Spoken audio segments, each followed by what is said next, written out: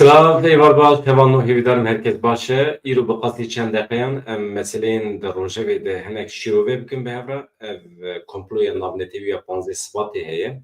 Beriya 25 salan 26 sal bûn bipêjin. Li hember Kurdan komployekê navnetêvî pêk hat. Hem İsraîl di nav de bû, Amerîka di nav de bû, hêzên Ewropayê di nav de bû. Em hemî bûn şahid di encama vê komploya li dijî Kurdan de Rêzdar Abdullah Öcalan serokê PKK'yê wê demê hat girtin, teslîmê Tirkiye hate kirin û ev komplo heta niha jî berdewam dike. Êdî hêzên navnetewî çawa dikarin xwe bi Kurdan bidin, efû kirin, çawa dikarin pergalekî bibin sebebê avabûna pergalekê nû li rojheta navîn ji bo Kurdan. Ev hemî divê mirov nîqaş bike, li ser bisekine. Pêdivî heye ku ev hêzên navnetewî xwe bi Kurdan bidin efû kirin. Êdî divê pêvajoya nû ya li Tirkiyeyê de ew cih digirin, cih nagirin, dibin garantör, dibin şahid, dibin wekîl, ev hemî mirov divê zorê lê bike, nîqaş bike. Mirov zorê li wan bike. Helbesta Fransa ne xirab e di van demên de wê de. Lê Amerîka hê jî di yani çawa bêjim bi seroketiya Donald Trump pir bawerî nade mirovan. Ev şerê li Ukrayna mesela niha şer bi tevî Ukrayna bi tevî ew şanogerê serokê Ukrayna Zelenskî hemî hatin firotin. Hemî hatin firotin. Niha Donald Trump û Putin li hev kirine sedî 25 axa Ukrayna wenda bû ke destê Rûsya 200,000 însan hatin kuştin, millet perîşan bû, millet koçber bû. Çi bû? Çima bû sebeb? Çima vî şerê dest pê kir? Ewropa, Amerîka ew qas piştgirî dan Ukrayna, ew qasa tev dan. Çima dawiyê de kesekî bi navê Trump tê û bi Putin re li hev dike û tamam Ukrayna nabe endama NATOyê. Hemî mesele ev bû. Hemî mesele ev bû. Îja niha mirov dikeve nava tirsê jî. Gelo îhtimal heye tiştek ku Putin anî tiştek ku Trump anî serê Ukrayna bîne serê Kurdan jî. Dibe eger Kurd xwe bikin malê firotinê herkes dikare wan bifroşe. A muhîm ew e merû xwe neke malzemê firotinê, xwe neke malê firotinê. Ya muhîm ew e. Îja mirov pişta xwe bide hêza xwe ya cewherî, mirov baweriya xwe bi hêza xwe ya cewherî bîne. Ew pir muhîm e. Tevgera Kurd ta ji destpêkê ve dibêje tu car bawerî bi hêzên dervaneyî pişta xwe bi wan ve girê nedin. Daîma hûn bawerî bi hêza xwe ya cewherî a hundirîn bînin. Hûn mafdarin, mafê xwe ji bo ku hûn bikaribin bi dest bixin divê hêza we hebe. Awe şexsî. Ha li Rojavayê Kurdistanê Amerîka piştgirî dide Kurdan bila bide. Mirov piştgiriya wan ret nake. Ama hêviya xwe bi wan ve girê nade. Mirov qedera xwe teslîmê wan naxe. Nake destê wan. Hevan. Îja mesele ev e. Min xwest ez van mijara hinek were nîqaş bikim. Ev pêvajoya ku li Tirkiye dest pê kiriye niha bi daxuyaniya Baxçelî. Tayyip Erdoğan li dije. Çima li dije mirov fehm nake. Ew çi zerera Tayyip Erdoğan tê de heye? Madem ki pêvajoya çekdarînê ye, madem ki rêveberên Partiya Karkerên Kurdistanê dibêjin em amade ne têkoşîna xwe ji ser zemîna şer û pevçûnan derxin, bibin ser zemîna aştiyê, demokrasiyê, rêbazên demokratîk, siyasî. Em amade ne têkoşîna xwe bidomînin lê birayên siyasî. Madem ki tiştî wisa tê gotin Tayyip Erdoğan çima li dijî? Tu çima radibî qayyum tayin dikî ser wan şaredariyên wanê û deverên cuda? Çima ew qasa davêjî ser komelê û saziyan? Hemî kesên eleqa wan bi Kurd û Kurdistanê heye dixîbin çawa, CHP'yî bêjî dixîbin çawa, ji TÜSİAD bêjî, yani hemî muhalefeta li dijî xwe ji xwe re dikî hedef û despotîzm pêş dixî. Xêr e. Xêr e. Îja ve hemî mirov mane nade tevî. İja ji vê derê mirov derdixe ku pêvajoya İmraliyê ji çekdanînê mezintir e. Tê de muheqeq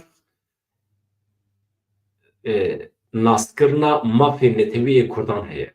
Ji vê derê mirov derdixe tiştek ku dibe sedef ku Erdoğan xweşûm ve bikişîne ev e.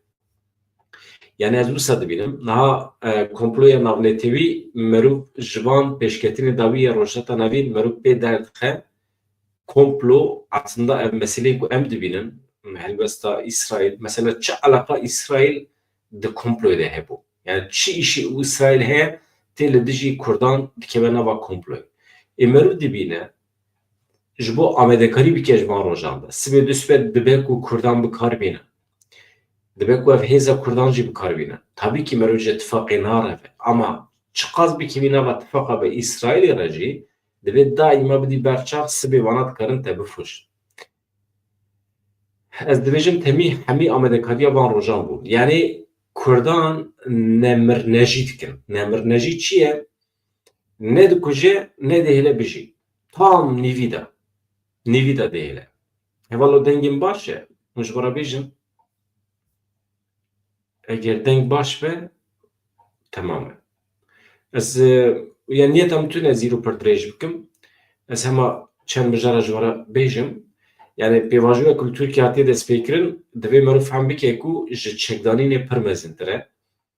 Tê de gelek maf çê dikirin. Ji helbesta Tayyip Erdogan merov derdixe. Ha Bahçeli ji qas samîmî ye ewî dî em ji wextê re bêhêne. Yani Erdogan ditirse Erdogan ji we re bêjim ji zekaya Rêzdar Abdullah Öcalan ditirse. Ew dibêje ev mêrikekî zekî ye. Baqil e. Ez pêra kişik nelîzim. Santranç yani. Ez gerî zekalî me, ez ehmeqim ez nikarim pêra bilîzim. Ew qas şêwirmendî wî hene, ew qas aqlê dewleta Tirkiye heye, dibêjin yani li hember însanekî girtiyê xwe ditirsin. Dibêjin em bi Öcalan re nikarin bilîzin li ser eynê masê. Ew ê me tek bibe. Hakikaten ditirsin. Madem ki natirsin, mesela Öcalan pir vekirî dibe ya. Ez hazırım ya. Ez mesela Kurd heftekî de hal dikim ya. Heval û hogirê min ê li serê çi yê PKK, KCK hemî însanên ku bawerî bi felsefa min tînin dibe ez dikarim wana heftekî de îqna kikim. Dikarim ya hêza me heye dibe. Wisa bixe bawer e. Tam mirovên dewleta Tirkiye dicirif, ditirsin. Ji ber vê yekê davêjin ser şaredariyan qayyum tayin dikin. Ji ber vê yekê êrişên ser rojava dikin. Ji ber vê yekê pişta xwe bi çetê wan vegirê didin. Hakan Fidan li Münihê diçe dîsa serokê HTŞ dibîne. Dîsa li ser YPG re qise dike. Ka em çawa bikin em bana teslîm bigirin, em êriş bikin. Nabe. Bi vî şeklî nabe. Yani ez ji we re bêjim ê ditirse dewleta Tirkiye Tayyip Erdogan. Yani veya propagandaya ji we re dikim. Asla. Na. Ne propagandaya. Madem ki Tayyip Erdogan natirse çima tevlî pêvajoyê nabe? Çima nabêje ya veya tamam Öcalan esîre girtiye de destê me de 26 sala hepsê de ye ka em wî îxna bikin, ka em herin pêra biaxivin. Yan jî bila de madem ki dibêje ez bang hevalê xwe dikim de bila derkeve bang lêke. Baş hêvano, ev meseleya pêvajoyê ev e divê çarçoveyê tê de heyeta İmralî jî derbasî Başûrê Kurdistanê bû. İro hatibû plankirinê wisa îro 15 me heye sibê hevdîtina wan dest pê dike sibê û hevdê me heye. Ama problemek heye Mesrûr Barzanî, Nêçîrvan Barzanî, Bafıl Talebanî li derveyî Başûrê Kurdistanê ne.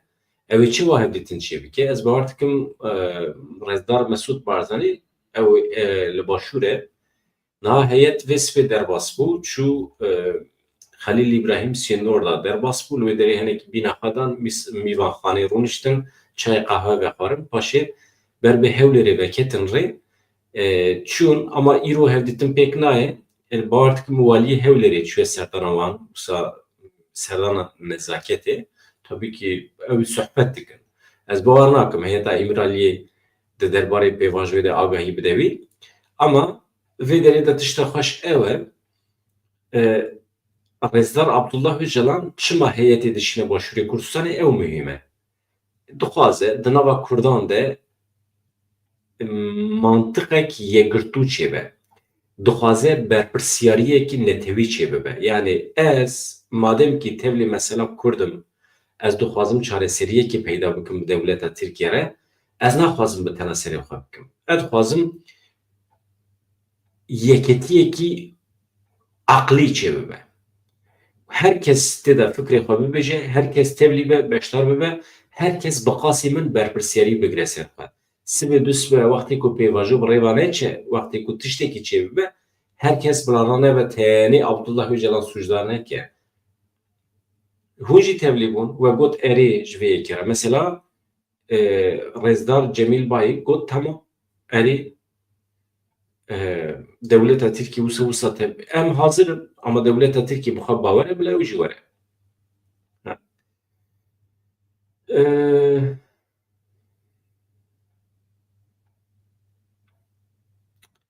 Erê yani devlet tim diçe İmralı'yı daxîfe ama hakikaten ditırsın. İja ha tabii ki Rêzdar Öcalan dixwaze hemî Kurdan tevlî bike. Mesela Rojava Kurdistanê, KCK, YNK, PDK, Kurdê me yê Bakurê Kurdistanê hemiye tevlî bike. Ev adetê wî ye. Yani tim baweriya wî bi wî heye.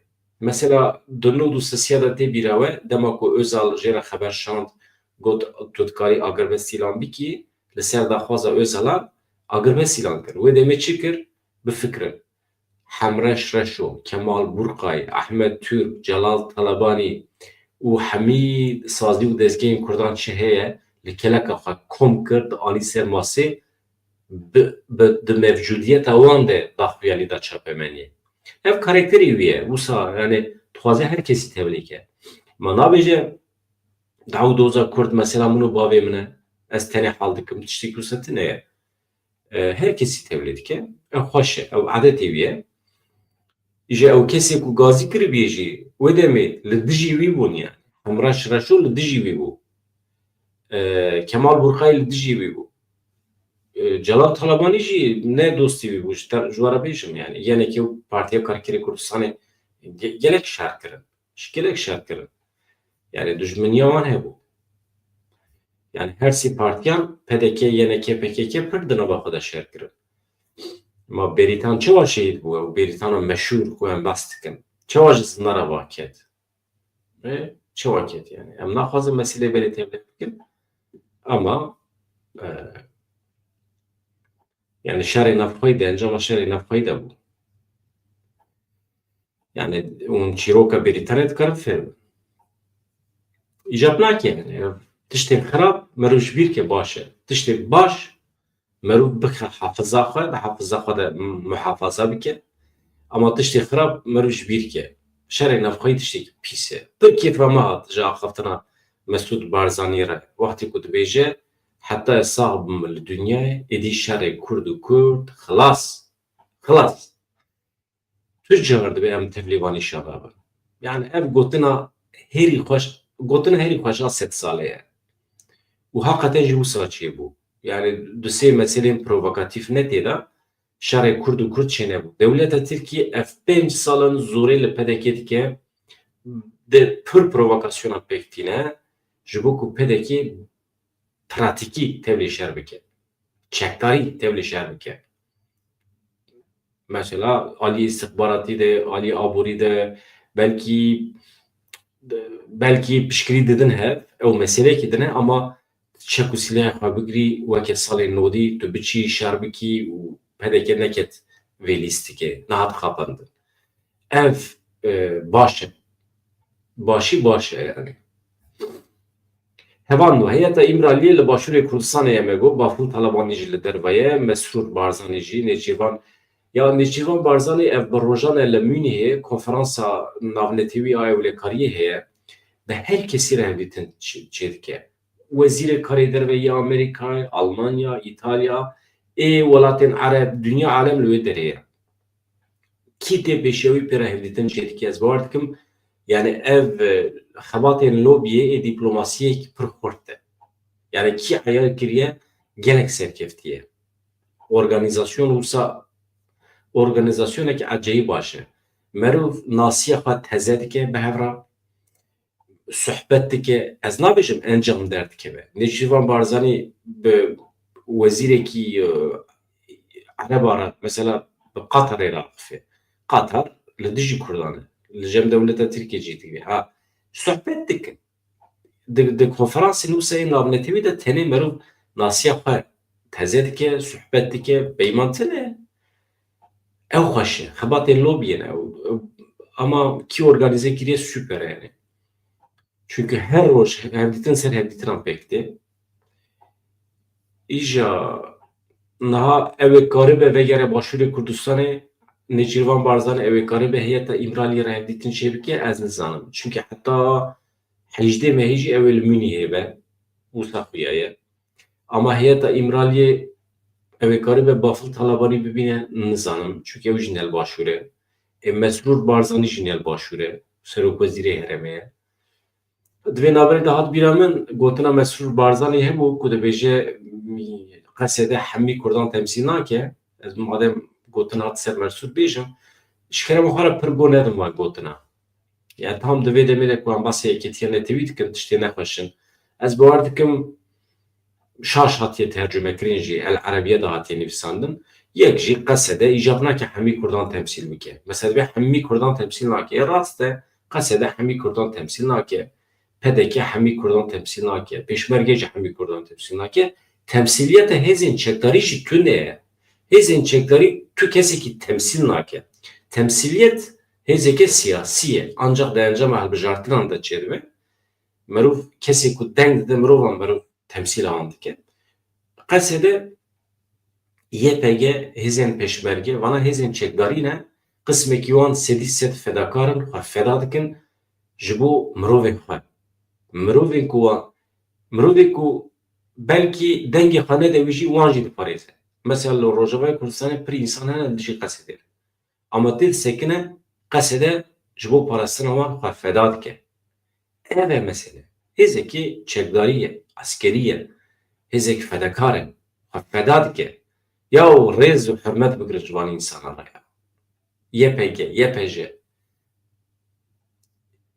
Yani derdê YPJ tune ku Kurdan temsîl bike. Derdê YPJ ew e Kurdan biparêze.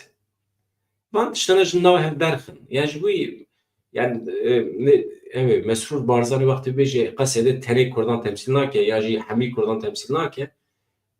Pir got nedinê. Normal e. Tiştî wisa rojnamevan pirsiye. Ew jî yani rast e. Qesedê çima hemî Kurdan temsîl bike yani. Derdê Qesedê ku temsîliyetê tune ye. İja wela Hakan Fidan jî li Mûnihê ye. Ew jî li gorî xwe bi xelkê re hevdîtinan çê dike ama derd û kulê Hakan Fidan mesela Kurd e. YPG Qesedê. Ya wana xwe kuştin, xwe perîşan kirin di mesela Kurd de. Süper ehmeqin. Süper ehmeqin ev rêvebirên dewleta Tirkiye. Tayyip Erdoğan jî Hakan Fidan jî. Ya Kurdan li hev bikin heye. Kilît e kilît. Kilîta her tiştî ye. Kurdan li hev bikin hem perêvan çêdibe, hem ji birçiya namirin û hem jî di nava aramiyê de dewleta wan pêş dike. Ama problem heye di nava aramî û demokrasiyê de ciyê Tayyip Erdoğan çê nabe. Mesele ew. Welahi hevan binêrin min ji we re got ana tişta ku Amerîka anî serê Ukrayna min destpêka bernameyê de ji we re behs kir. Weya muhîm e. Ez wî jî ji we re bêjim divê meriv xwe neke malê firotin. İnsan dibe mêr, jin xwe amade hîs bike ya jî xwe pêşkêş bike weke malê firotinê xwe amade bike herkes difiroşe meriya. Mirovan herkes mirovan difiroşe. Ama ya muhîm e meriv xwe neke malê firotinê. Ez vê dibêjim. Amerîka Ukrayna firotibe Kurdan jî dikare bifiroşe. Ama ez dibêjim qey Kurd dî xwedî wê aqlê siyasî ne ku xwe nexin bazarê. Xwe nexin bazarê. Wala ez weke kesekî anti-militarîst ez dixwazim Kurd xwe bikin pirsgirêk. Ez dixwazim Kurd xwe fers bikin li ser hêzên Amerîkayê, li ser hêzên Ewropayê. Ez ne taraftarım ku Kurd tim dawa aştiyê bikin û bibin avakarê aştiya li rojeta navîn ama heqê û heq ji wan re ne. Meriv pir dixwaze Kurd xwe ferz bikin empoze bikin دعوة خاتم بخان روجه خواهرسكن وببن problem حتى تو نگیره حتى تو نکی وعجواج حتى تو نکی یا problem در نخی کس نای problemات حل ناکه وید مید بجن تا کرد وی آرامن وی شونا خدانه سکوتن دنگی خناکن ما هم چما یا از بارد کم از تیم فهم کرن از نبیجم مرو هر شر و پفچون در بخیر مرو هزین چکاری مزیم بکه از بحث ویناکم مرو problem در بخیر yani farz bike li ser Tirkiyecî li ser her derê jî ka hevan li hûn çi dibêjin ez peyamê we dinêrim Burhan Zelîl vê derê Arî Malgurt Malî Agîpter Zekî Gül Serkan Rojat Kara Mardin Midyat Hayat hevala Hayat çawanî ka tu ka rojekî tevlî dengê gel nebûyî Erdal jî vê derê ye Erdal ez te nas dikim nakim nizanim rovî û sûk tirk û aştiya tirk xanêzê aştiyê nakin netirsin yani tiştê ku em wan da bikin tune ye ez navê hemîye nexwînim hevalê Jan Roj jî li vê derê ye silav ji te re ama ez pir dixwazim dengê gel de hûn werin xwe îfade bikin hevan me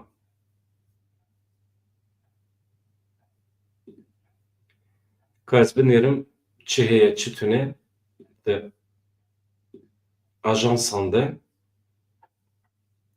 Tayyip Erdoğan li dijî pêvajoyê ye ew ji berê ve ez dizanim min berê sê meha li mirovekî wan godar kir Mümtazer Türköne ew profesörekî Tirkiye ye dema xwe de alîgirê AKP bû tabii ji FETÖ hate girtin alîgiriya Fethullah Gülen ya jî na di rojnama zamanê de nivîsî bû lew me hat girtin wî berê got Tayyip Erdoğan li dijî pêvajoyê ye aqlê dewleta Tirkiye êdî fehm kiriye ku divê bi Kurdan re li hev bike ama Tayyip Erdoğan ne divê astiya mantiqî de ye ku bikaribe meselê fehm bike yek jî mesela Kurd eger were çareserkirin demokrasî were Tirkiye Tayyip Erdoğan nikare tê de cih bibîne ancak Tayyip ji kaosê xwe xwedî dike ji tevliheviyê ji feqîrî û fuqara millet xwe xwedî dike bi wî dikare serpiye bimîne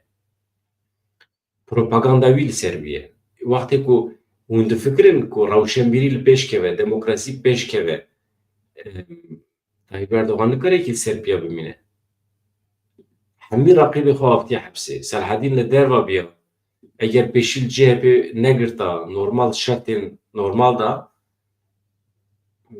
yani cihê Tayyip namîne fakat problemek heye milletê Tirk milletek pir tirsonek e ya yani ew qasa êrişkarî heye mesela hûn dibînin êrişê ser CHP dikin Dem Partiye dikin kî muxalîf êriş dikin ama milletê Tirk xwe re bêdeng şa temaşe dike yani müdaxale nake millet bêkêr e li Tirkiye ez xatir ji we dixwazim baş e ez dibêjim vê gavê ew qas vêviya rojên xwe şazad dem baş çi dikin bikin bila bêdeng bibe